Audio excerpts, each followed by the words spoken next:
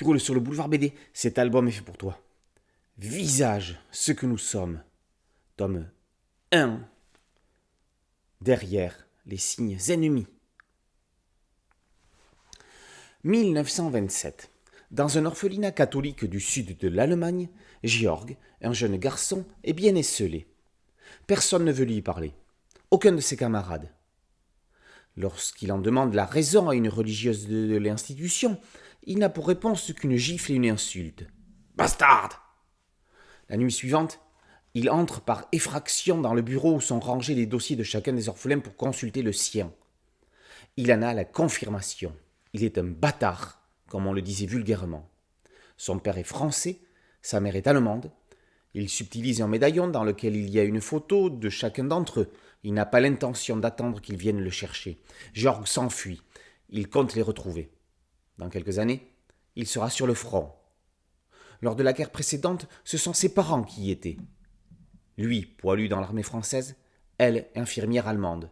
Comment se sont-ils rencontrés? Comment est née leur histoire d'amour? L'histoire est le visage de l'aventure humaine. Si tout un chacun tente d'écrire l'histoire de sa vie, le XXe siècle l'a fait à la place de millions d'hommes et de femmes. De 1900 à 1954, les auteurs de la série concept Visage, ce que nous sommes racontent sur 3 générations la destinée de 5 membres d'une même famille. Les scénaristes Nathalie Ponsard-Gutnecht et Michael Bosango-Griafa ne choisissent pas une narration linéaire, mais passent d'une époque à l'autre sans jamais perdre le lecteur. On commence en 1927, on poursuit en 1940, on continue en 1914 pour aller jusqu'en 1918.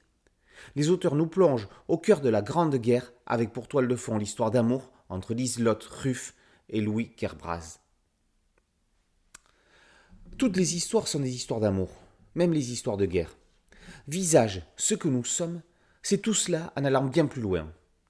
Une citation de Gauguin, titre de l'un de ses tableaux les plus fameux, l'annonce en préambule.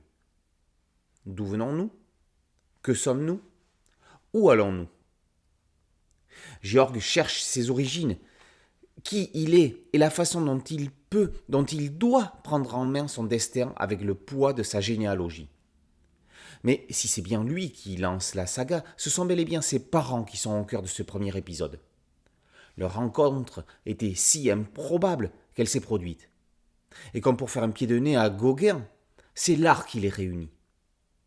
Si elle est photographe, lui est un dessinateur, mais aussi un artisan qui transforme les douilles en bijoux. Les auteurs posent également la question de la croyance et de la religion, sans en parler, en organisant la rencontre entre Liselotte et Louis dans une église à moitié détruite.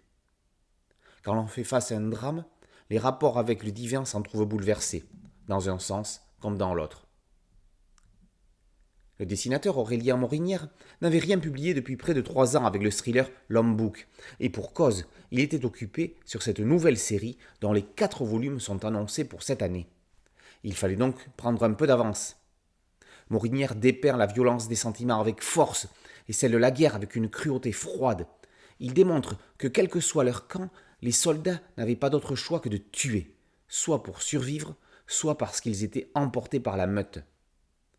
Ces grandes cases sont majestueuses, que ce soit ces soldats marchant dans la forêt des Ardennes ou bien le lieu de culte dans lequel se fait la rencontre qui scellera le destin du futur Georg. Réalisé par les scénaristes de la série, un cahier documentaire complète l'album. Il y est question du Hartmannswillerkopf, éperon rocher sur lesquels ont péri ou ont été blessés 30 000 soldats, de la Prusse, de l'Allemagne, de Versailles, de son traité, du vote des femmes en Allemagne, dès 1919, de l'artisanat des tranchées, dont il est fortement question dans l'album. On y parle également de la bataille de l'Isère, de celle de Dixmude et du 87e régiment de fusiliers marins bretons. Tout cela serait incomplet sans l'exposition Visage, ce que nous sommes, au Goethe-Institut de Paris jusqu'au 11 mars. Au cours d'un parcours pensé pour les scolaires et pour le tout public, les visiteurs et visiteuses découvriront la saga tourmentée de cette famille déchirée sur 3 générations. Sur un fond historique authentique de 1900 à 1954, ils suivront la destinée de ces 4 personnages de nationalités et de générations différentes. Des visites pour groupes scolaires de durée flexible sont également possibles. L'exposition devrait ensuite voyager dans les différents Goethe-instituts de France. Le XXe siècle est certainement l'un des plus sombres de l'histoire de l'humanité. D'où venons-nous? Que sommes-nous? Où allons-nous? Accompagnons Georg pour trouver la réponse à ces questions, si tant est qu'il y en ait une. Visage, ce que nous sommes, tome 1, derrière les signes ennemis, par Ponsard Gutnest, Bossang Ogriafa et Morinière, est paru aux éditions Glénat. Boulevard BD, c'est un site dédié, un podcast audio et une chaîne YouTube. Je vous invite à vous y abonner, c'est gratuit. A très bientôt sur Boulevard BD, ciao.